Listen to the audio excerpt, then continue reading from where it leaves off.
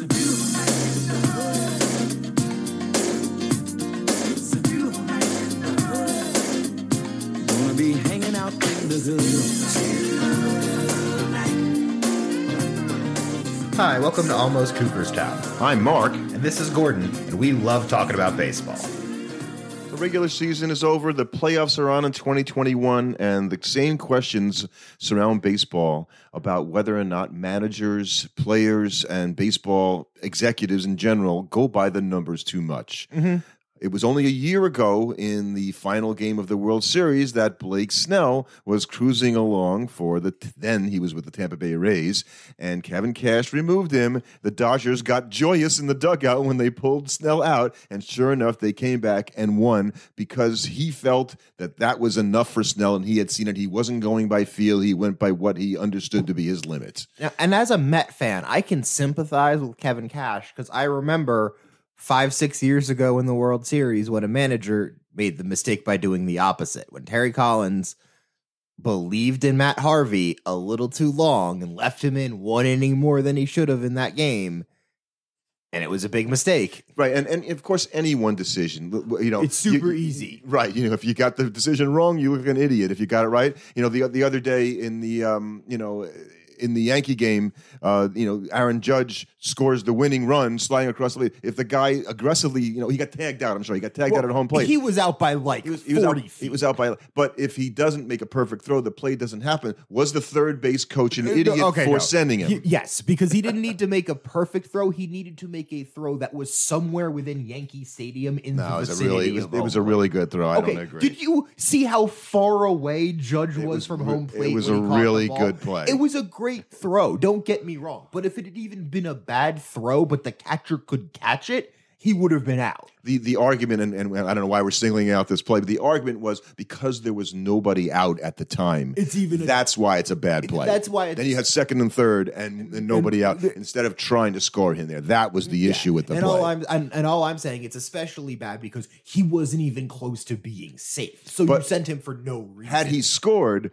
the point I was trying to make was the third base coach is a genius for sending him. The thing is, I would still say he's not a genius because the only way I see him scoring is if there's an error on the throw and the ball the catcher never gets it. But what he didn't do he didn't do that by the numbers. There was no calculation on the part of that was a feel. How many times in this play does he get thrown out coming around third with the ball coming from? No, nothing like that. That was just a baseball play. Gassed up. Let's try to score. Yeah, exactly. So, managers tend to go more today by numbers.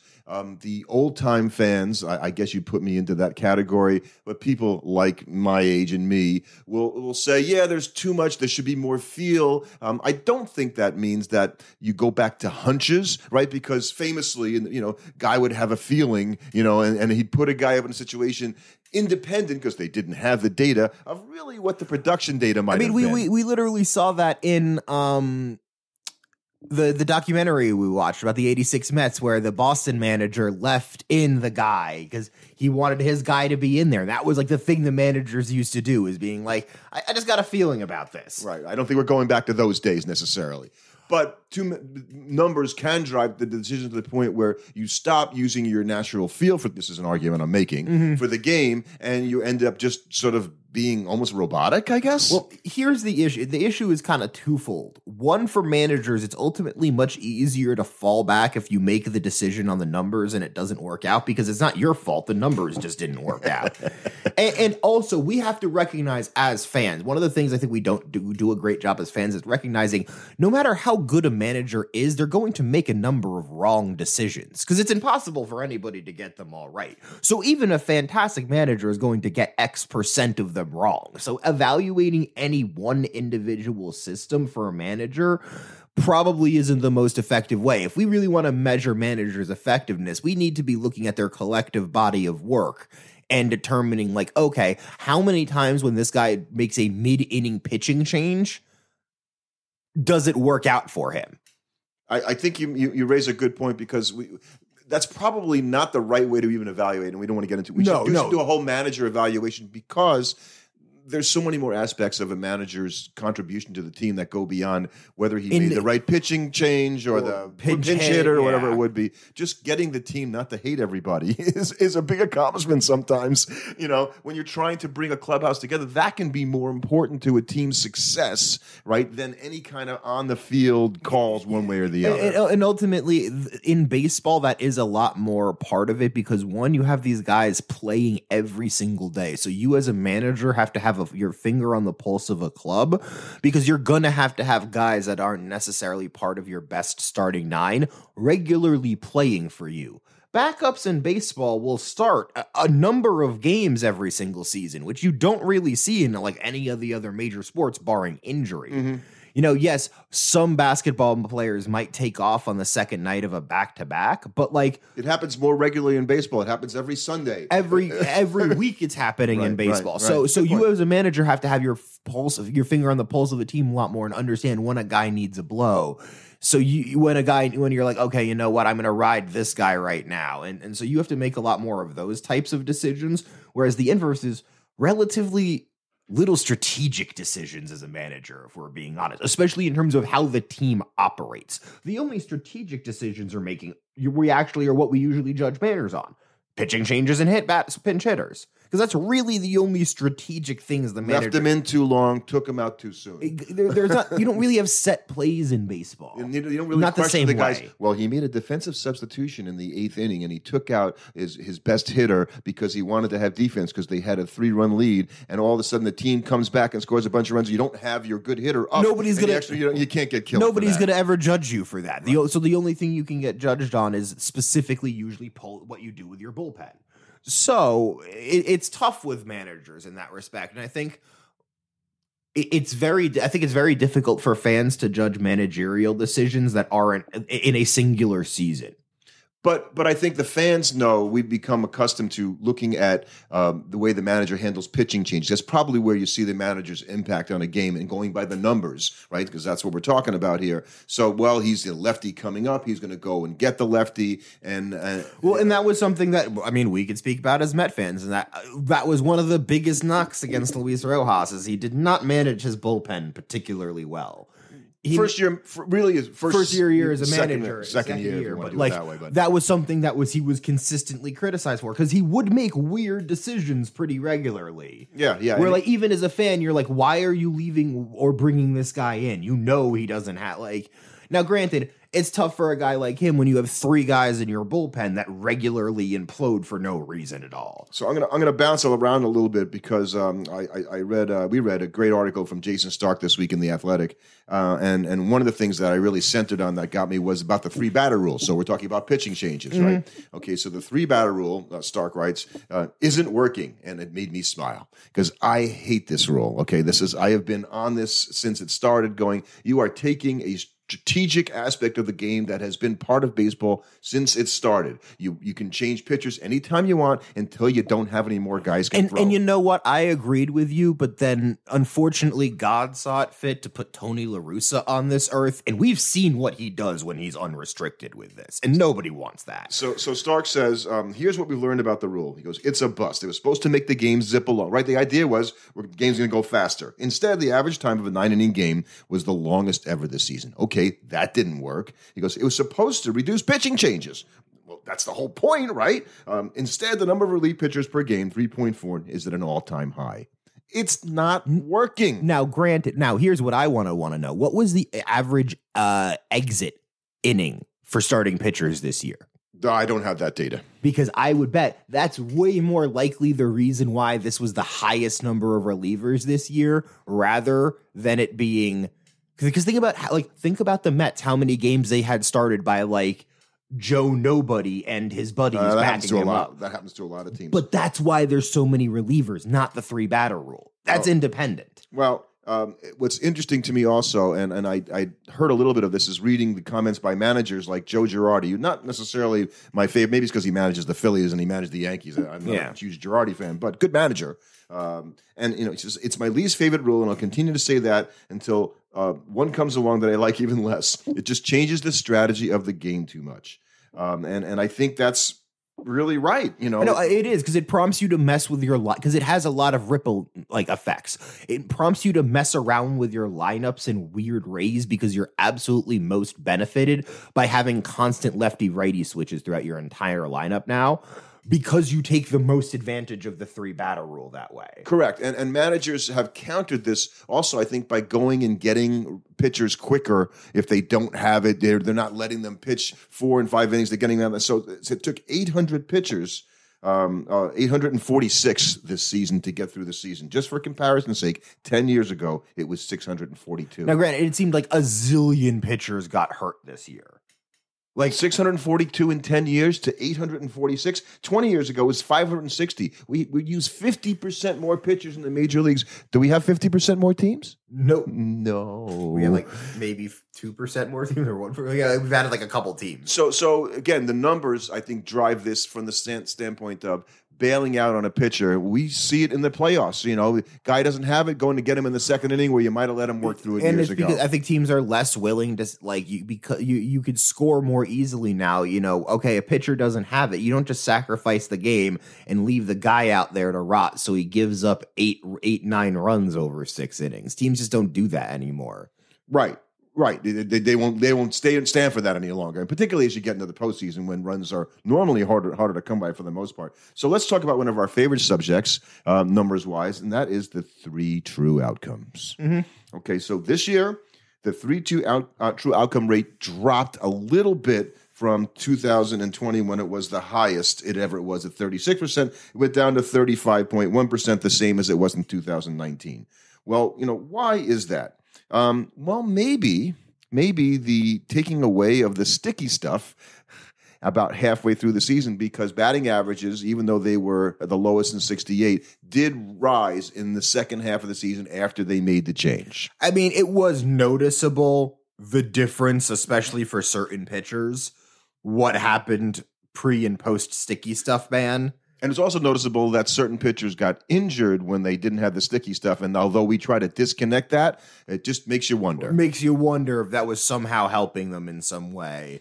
Regardless, I think you still have to look at it like, okay, it probably just came down because the strikeout rate went down more than anything. Because in the same Jason Stark article, we were at the lowest double play route rate ever. So I think just less guys were on base. Right. Double plays were the lowest of all. Less steals since then 1967, only 0.45 stolen bases per game, and singles per game, 5.1 singles per game. Almost again up to last year, but the fewest total singles in a 162 game season in history this season. Well, yeah, and so all that led to just a very depressed amount of guys on bases and way more innings that probably went 1, 2, 3. And if you had anything else in that, it was probably a home run. So you probably had games where you had long stretches of consecutive innings without any guys ever being on base. Right.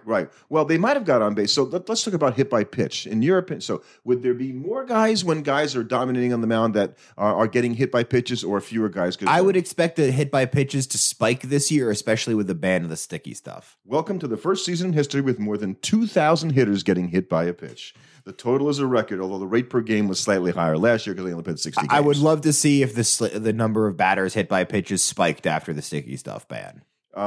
Yes. I think that's a good thing to look for. And BABIP, as we talk about, is 292 below last year and the lowest since 1992. We kind of know that just by watching the game. Right. But it makes sense that that's down because of the preponderance of the shift. Right. Because that's just going to naturally depress batting average in balls in play. What would be hits are now no longer hits. And on this podcast, we remain, I hope you do too, as I say we, convinced that changing the shift, taking away the shift, putting 2 guys on the left side and 2 guys on the right side, having some limitations like it's a lacrosse field, for God's sake, is not something that should happen. Batters should adjust. No, I think banning the shift isn't the right thing, but I think you will have to look at some kind of structural change to the game because 3 true outcomes isn't going to go away. Yeah, right. Unless you find a different way to value home runs and in total runs or something. No, that's the thing is based on the current. You have to like this is where I think in some ways modern sports could kind of learn from video games, because when you look at baseball, you have to look at the way the game of baseball is constructed currently. 3 true outcomes is born as a strategy out of it is the best possible strategy by the numbers. Correct? Mm-hmm. So the problem is that can't go away without the structure of the game changing. So That's numbers, what Jason Stark was saying. right. So you're going to have to look at how do we change the game so that this isn't the best option. And I don't think anybody has a real good No. idea of where to start with that. I think now they were trying and experimenting with that by moving the mound back to 61 feet in like single A ball, right? Right, exactly. It didn't have any effect. Had zero effect. Now, I think you're going to have to look at what happens if we move it back to 65 feet. Well, I would say what'll definitely happen is the pitcher will be able to shake hands with the shortstop on the second base. It'll be weird. It'll be very different. But the problem is that in a sense, baseball is a game that's figured out. There's not really ways to innovate baseball strategically that's going to revolutionize how you approach the game. Okay. So because of that, all that players can do to get better is to just do what currently can happen by being better, like at what they do. So you can only be a better pitcher by just throwing harder and being harder to hit. So people are now maxing that out, which is why you're seeing 3 true outcomes, because hitters are you're so unlikely to string together consecutive hits in an inning in order to sustain some kind of offensive rally. It's better to go for home runs because a home run is a run in one swing. So you have to change the game so that pitchers are less likely to be able to string consecutive innings without giving up consecutive hits together. And one of the ways I say you could do that without doing the 3 batter rule or stuff like that is to limit the amount of pitchers you have on your staff and do something also about the ability to bring pitchers in and off the roster. So a guy goes and he pitches, okay, and he gets sent down to the minor leagues and they bring somebody else. You don't have a 14-man pitching staff. You got a 21-man pitching staff because you're rotating guys in and out, upon need. And so you're actually with a bigger staff so that you're more inclined to use a pitcher anytime you need one. That would be a way to do it. But now the player union will never in a million years go You're for so that. right, Gordon. You're so right. Not only is it limiting the number of players, but you're going to cost pitchers a lot of money because it's going to drive all of their ERAs and averages through the roof. And wouldn't it be interesting as we wait for December 1st this year with the advent of this new collective bargaining agreement? I think there's a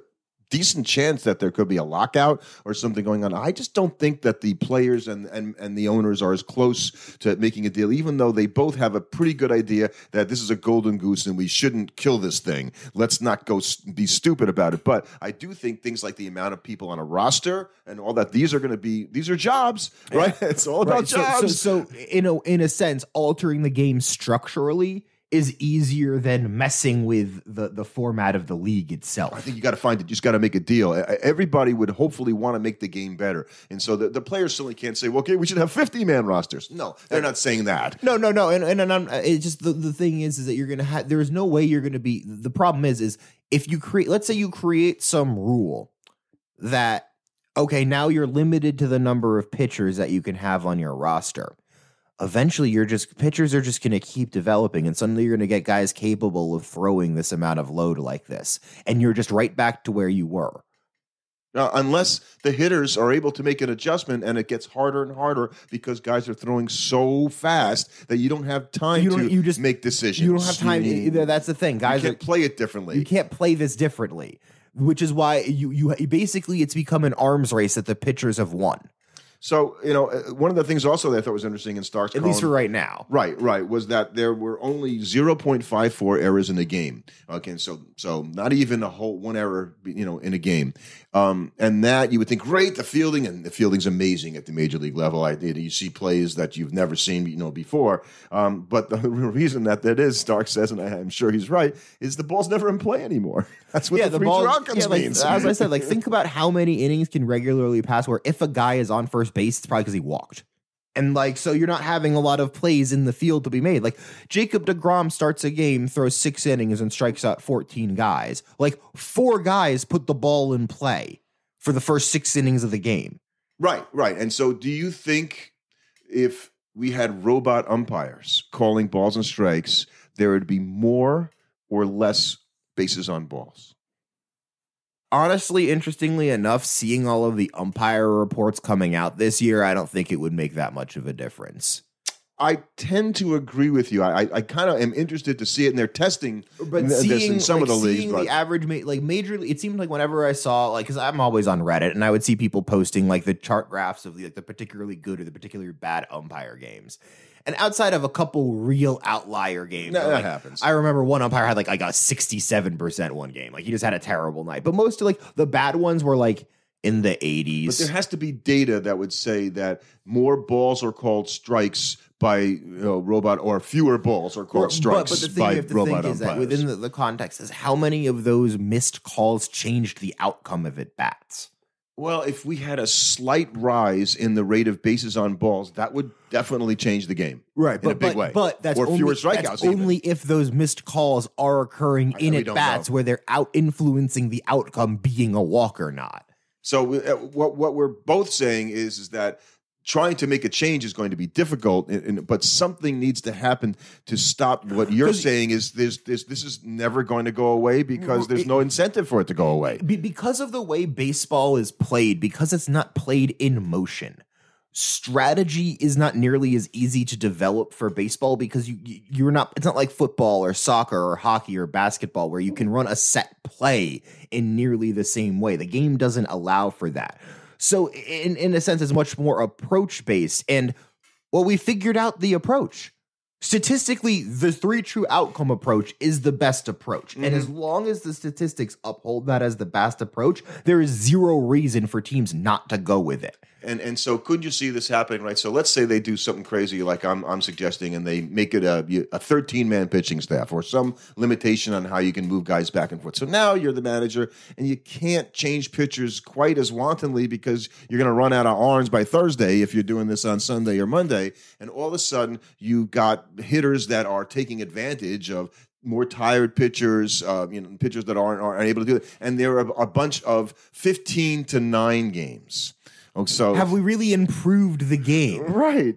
So the old time baseball fans go, oh, I love that 2-1 pitchers duel. Well, that's kind of what we have now. Nobody seems to like it very much. No, because it's not. And the problem baseball has is this isn't entertaining to watch. It's not fun watching games where nobody ever hits the ball. Right. So if you had in a 27-out game, in a 2-1 game, 22 outs that were batted balls or things of that nature, whether it be double plays or whatnot, and 5 strikeouts or something like that, that's a better game than a game with 27 outs and 22 of them were strikeouts. Right. That's boring.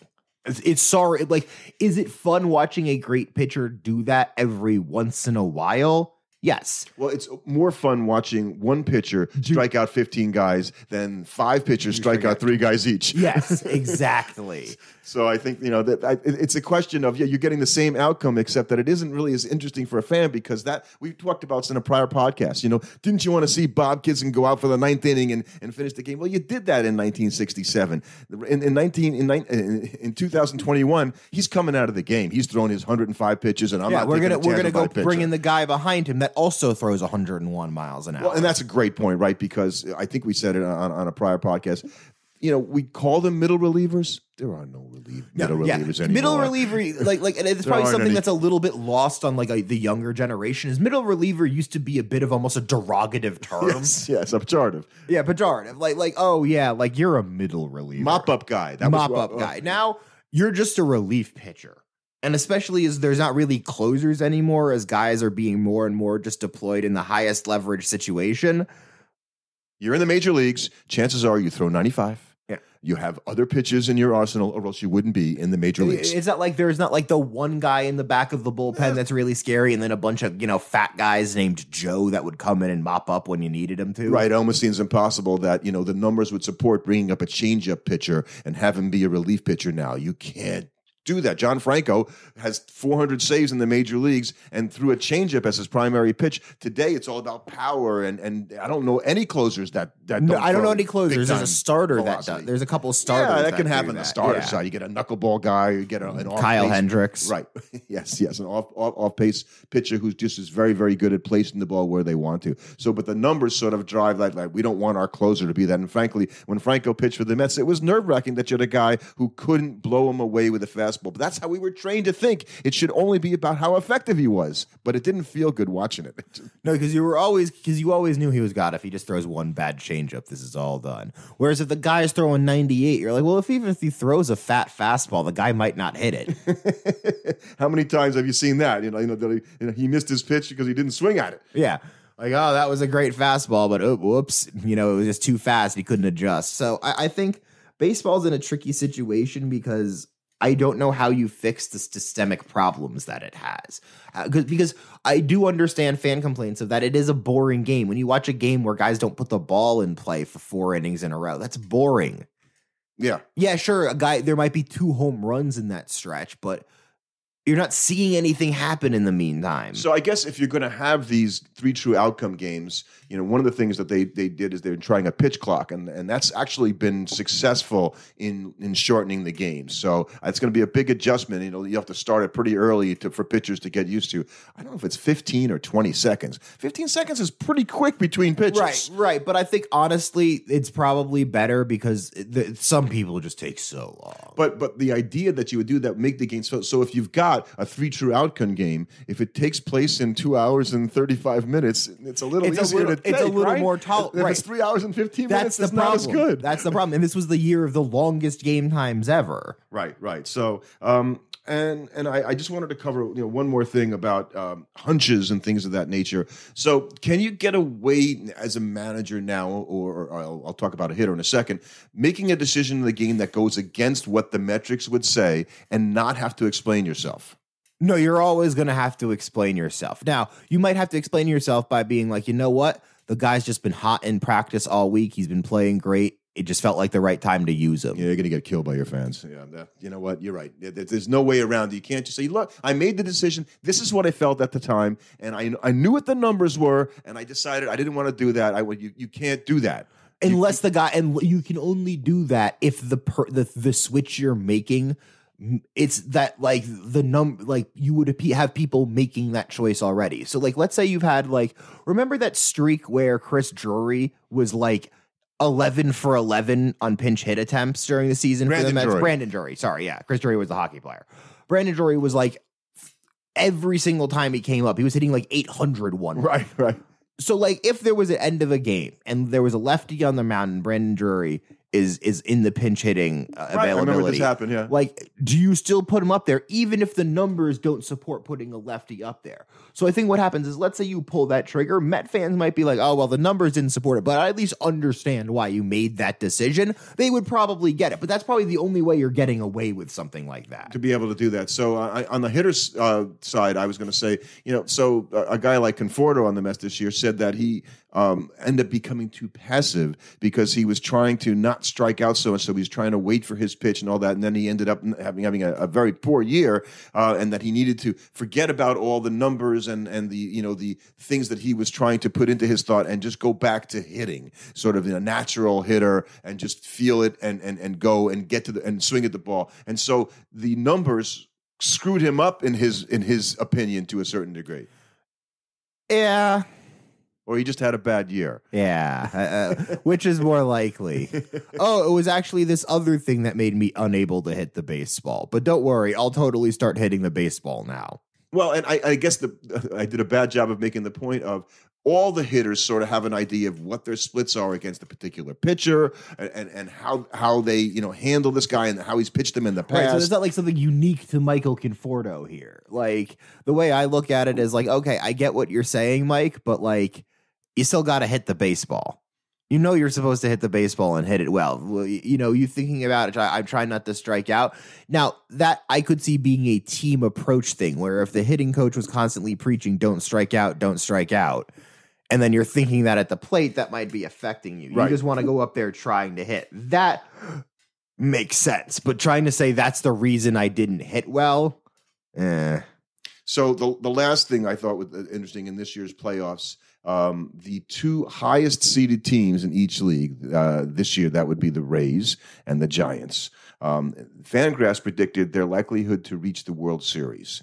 Where do Out you, of all the postseason out teams? of all this, so there's 16 combinations you got. Obviously, 8 teams in each league. There could be 16 combinations. So what's the most likely combination Fangraphs might have put together? I'll give you one. I'm gonna Dodgers, White Sox.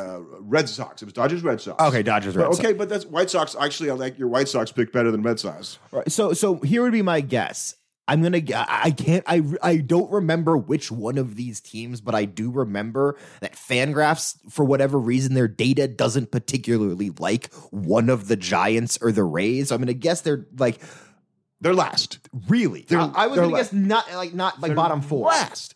So the Dodgers, Red Sox, 12.2% chance to meet in the World Series. The Rays and the Giants, the two best teams in base, 2.7%. Below Braves, Rays. So that could be for a couple reasons. So think about Braves, Rays. Like, how likely is that? Not. But my guess is that there's something about the matchups that the Fangraphs numbers don't like.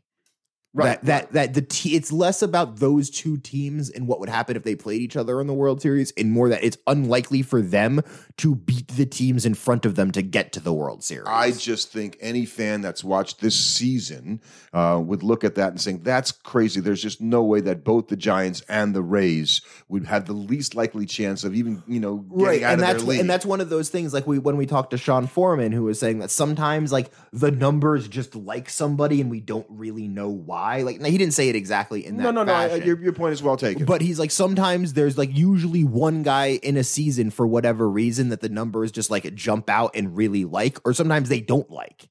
And there'll be somebody that if you asked everybody, they're like, oh, that guy's an amazing player. And like the advanced stats are like, don't like him for whatever reason. Okay, so you get the last word here. Are numbers used too much, just right, or not enough? I think they're used correctly. I think the issue is that we're finally getting to a place where we're not liking what the numbers are showing us. Thanks for listening. Subscribe to our podcast on your favorite platform. And you can follow us on Twitter at Almost Cool.